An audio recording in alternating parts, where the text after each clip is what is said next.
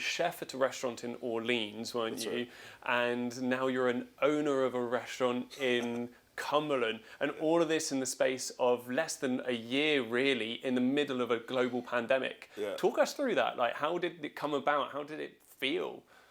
Uh, well, I lost my job like everybody else in the industry, and this kind of fell in my lap. So it was basically, it felt like it had to happen.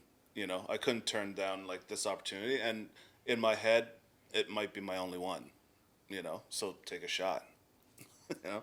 And as you say there, like it was a shot, you wanted to take it. Have you ever opened up a restaurant before? How did you find the experience? Never, never. This was my first one. I've worked for restaurants that were just opening, but I've never had to do all the footwork that leads to opening the front door.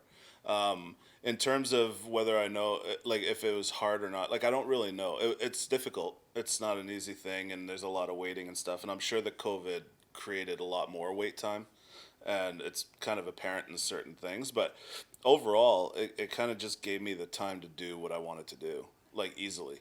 And talk us through this place here then. What kind of food do you serve? It's like Canadiana comfort food elevated, I would say.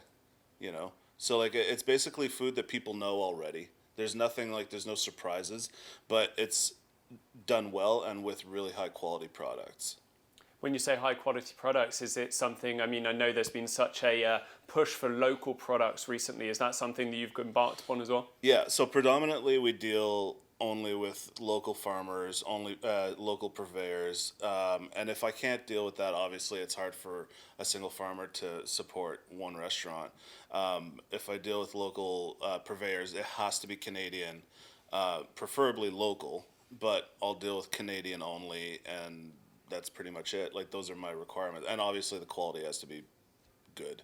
And I hear you've lived in quite a few different places. Are there many Yeah. different nationalities that influence your cuisine? Yeah, well, most of my young life was in Germany, so it's a very European bias probably to my food, and I'm not scared to use whole animals, that kind of thing. You know, like I've always been taught to use everything. Like, you have to respect what you're using, and that shows really, really strongly. And let's say for this weekend, before we leave each other, but with this weekend, if someone was going to come and pop in and Yeah. have a meal, what do you recommend they pick off the menu? My double pork chop, 100%. Why is that? It's juicy. It's not dry. It's thick. It's more food than one person can eat, and that's how I like to let people leave. Wonderful. Well, thank you very much for joining us, Michel. I'm sure we're going to catch up soon. Perfect. Thank you very much.